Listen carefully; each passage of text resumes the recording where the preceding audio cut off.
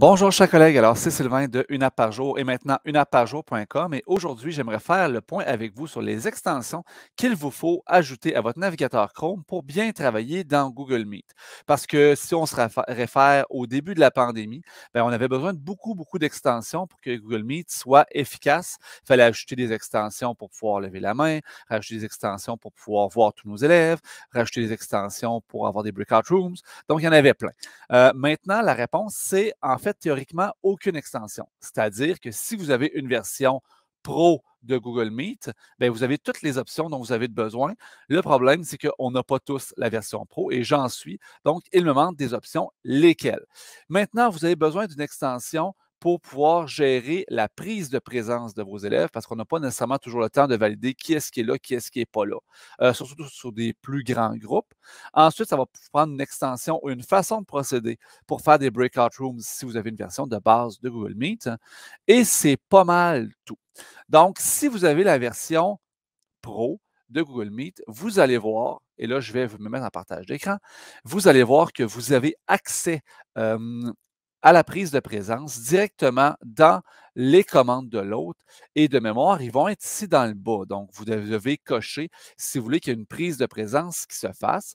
Moi, je ne l'ai pas. Ensuite, si vous voulez faire des breakout rooms, ils vont être ici dans le petit menu triangle carré rond ici.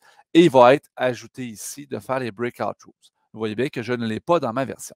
Maintenant, comment est-ce qu'on fait pour s'en sortir lorsqu'on ne l'a pas? Première des choses, pour la prise de présence, parce que c'est ça mon sujet principal, il y avait plusieurs extensions. Plus ou moins efficaces, qui demandaient quand même pas mal de manipulation. Et là, j'en ai quand même testé quelques-unes. Là, vous voyez ici que je me suis rajouté un collègue dans mon Meet virtuel. Et celle que je préfère, du moins que j'ai testé, puis ça semble plutôt bien aller. Je me rends dans le Chrome Web Store. Je vais vous mettre le lien direct vers l'application, l'extension directement dans le descriptif de la vidéo. Ça va être Meet Attendance. C'est toujours Meet Attendance. Et là, il y en a 3 en ce moment qui sont disponibles. Les autres ont été discontinués. Et celle que j'ai vue, que je trouve qui travaille plutôt bien, c'est celle de Blue Pixel Group qui a un petit hibou. Donc, je vais cliquer dessus et vous devrez l'installer ici. Ça va être écrit Ajouter à Chrome. Moi, il est déjà ajouté. Donc, il reste à tout simplement le supprimer dans mon cas. Où est-ce que ça va apparaître? Ça va être dans le petit O ici.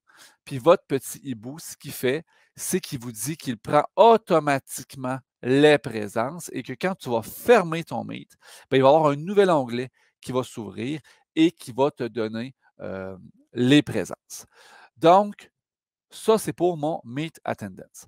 Maintenant, pour les Breakout Rooms, et je vais revenir à la fin pour vous montrer de quoi ça a l'air le petit log qui sort à la fin de notre Attendance.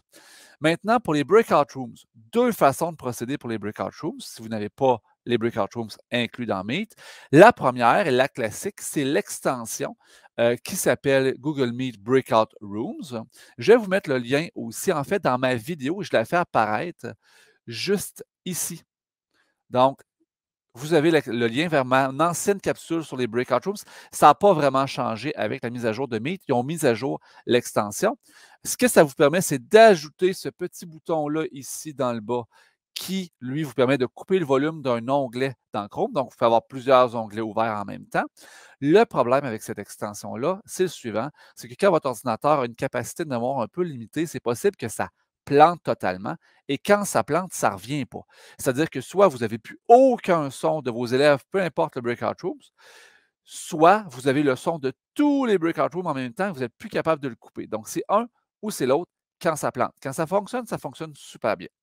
C'est la raison pour laquelle moi, je me suis reviré vers une autre façon.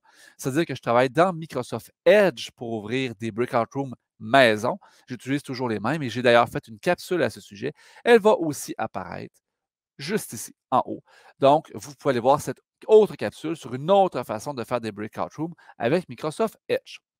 Maintenant, est-ce qu'on a besoin d'autres extensions? Non. Lever la main, c'est correct. La grille, ça a été réglé dans les nouvelles versions de Meet. Et ce qui resterait, c'est peut-être si vous voulez annoter une page web ou un corrigé web, à ce moment-là, ça vous prendrait WebPaint. J'ai fait une capsule là-dessus et elle va être disponible juste ici WebPaint. Et c'est ce qui fait pas mal le tour. Maintenant, on va aller voir de quoi ça a l'air justement, le log, lorsqu'on a terminé de faire un breakout room. Donc, moi, je vais aller prendre mon élève ici. Je vais le faire quitter l'appel. Je l'avais ouvert dans Microsoft Edge et je vais, moi, ici, quitter mon Meet pour voir ce que ça me donne comme log. Donc, je vais quitter mon Meet ici. Je vais mettre fin à l'appel.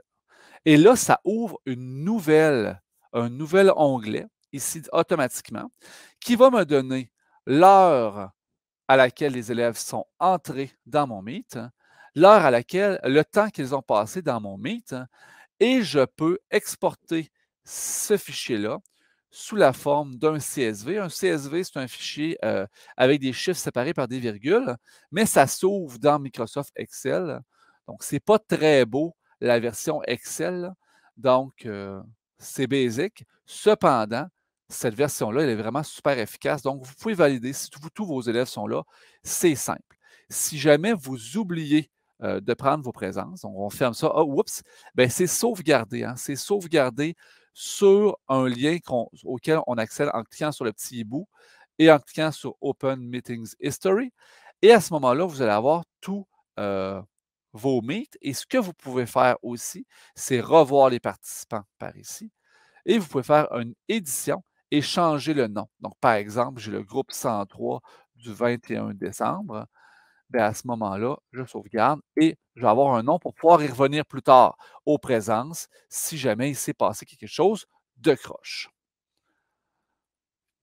Donc, c'est tout pour les extensions dont vous avez besoin pour être efficace dans Google Meet. Si vous n'avez pas encore vu la capsule, je vous suggère de passer voir ma capsule sur les fonctionnalités de Google Meet. Elle va apparaître maintenant, oups, ici.